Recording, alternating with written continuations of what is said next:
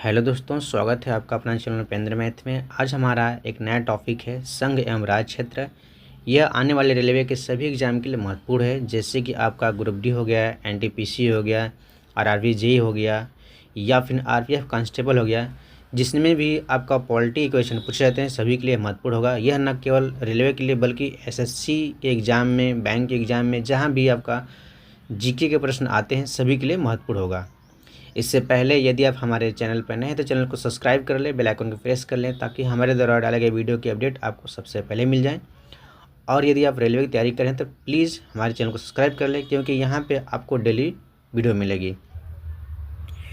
आज का हमारा पहला प्रश्न है, तेलंगाना राज्य निम्नलिखित में से किस राज्य से अलग होकर बना है? ऑप्शन ए है कर्नाटक, बी है मध्य प्रदेश, सी है आंध्र प्रदेश और डी है महाराष्ट्र। तो याद रखिएगा, इस प्रश्न का उत्तर हो जाएगा ऑप्शन सी, यानी कि आंध्र प्रदेश से अलग होकर बना है। और यह आपका 2 जून 2014 को बना था, इसे भी याद रखिएगा। और यह 29वां राज्य बना है। ठीक है, अगला प्रश्न देख लेते हैं। अगला प्रश्न है आपका, मुख्यमंत्री की अनुपस्थिति में केंद्र शासित प्रदेशों का प्रभारी निम्नलिखित में से कौन होता है? ऑप्शन ए है उपराज्यपाल, बी है प्रधानमंत्री, सी है राष्ट्रपति और डी है भारत का मुख्य न्यायाधीश। याद रखिएगा, इस प्रश्न का उत्तर हो जाएगा ऑप्शन ए, यानी कि उपराज्यपाल। अगला क्वेश्चन है, महाराष्ट्र और गुजरात राज्यों का गठन डैश में हुआ था? ऑप्शन ए है 1960 में, बी है 1961 में, सी है आपका 1962 और डी है 1959। तो इस प्रश्न का उत्तर हो जाएगा ऑप्शन ए, यानी कि 1960 में महाराष्ट्र और गुजरात राज्यों का गठन हुआ था।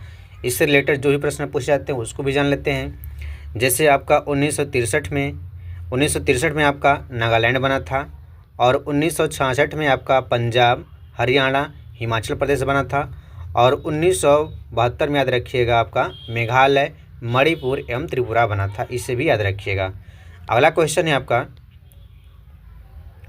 भारत में किसी भी राज्य की सीमाओं को बदलने के लिए कौन अधिकृत है? ऑप्शन ए है भारत के प्रधानमंत्री, बी है राज्य विधानमंडल, सी है केंद्रीय गृह मंत्री और डी है आपका संसद।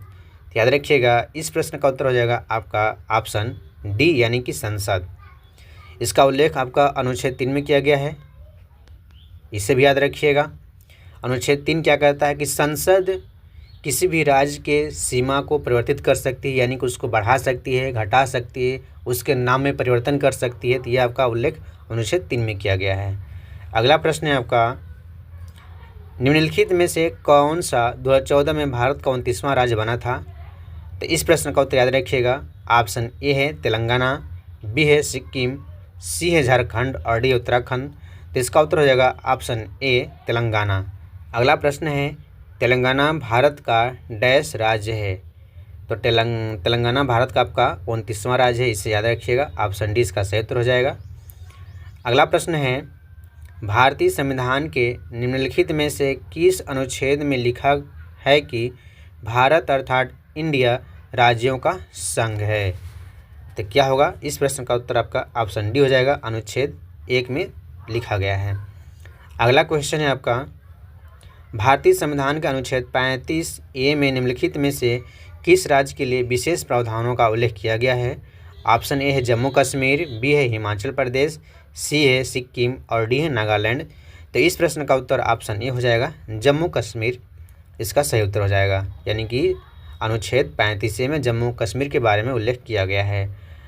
अगला प्रश्न है आपका, तेलंगाना की रचना के बाद अब हमारे देश में राज्यों की संख्या कितनी है? तो तेलंगाना के समय, जब तेलंगाना बना था तो उस समय 29 राज्य थे, लेकिन वर्तमान में हमारे देश में 28 राज्य हैं, क्योंकि जम्मू और कश्मीर को राज्य सूची से हटाकर उसको जम्मू कश्मीर और लद्दाख में बदल दिया गया है, जो केंद्र शासित प्रदेश बन गए हैं। इसलिए इस समय वर्तमान में 28 राज्य हैं, याद रखिएगा। अगला प्रश्न है आपका, सन डैश में उड़ीसा भारत संघ में एक स्वतंत्र राज्य के रूप में शामिल हुआ था और अभी है? तो यह आपका 1950 में बना था, यानी कि ऑप्शन बी इसका सही उत्तर हो जाएगा। अगला प्रश्न है आपका, भारतीय संविधान के अनुच्छेद 371 में निम्नलिखित में से किस राज्य के लिए विशेष प्रावधानों का उल्लेख किया गया है? तो याद रखिएगा, इस प्रश्न का उत्तर हो जाएगा ऑप्शन बी, यानी कि नागालैंड। 371 में, अनुच्छेद 371 में नागालैंड के बारे में उल्लेख किया गया है। अगला क्वेश्चन है, डैश 1949 में भारत का हिस्सा बना था। तो 1949 में भारत का हिस्सा कौन बना था? तो त्रिपुरा बना था। इसे याद रखिएगा, ऑप्शन डी इसका सही उत्तर हो जाएगा। इसके बारे में और जान लेते हैं। स्वतंत्रता के पश्चात 1949 में भारत का आपका हिस्सा बना था, लेकिन 1 जुलाई 1963 को इसे केंद्र शासित प्रदेश बनाया गया। इसके बाद फिर 21 जनवरी 1972 को पूर्ण राज्य का दर्जा मिला।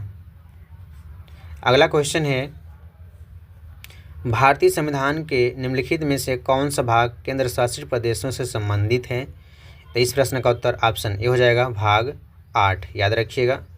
अगला प्रश्न है आपका, 21 जनवरी 1972 को डैश का गठन किया गया था।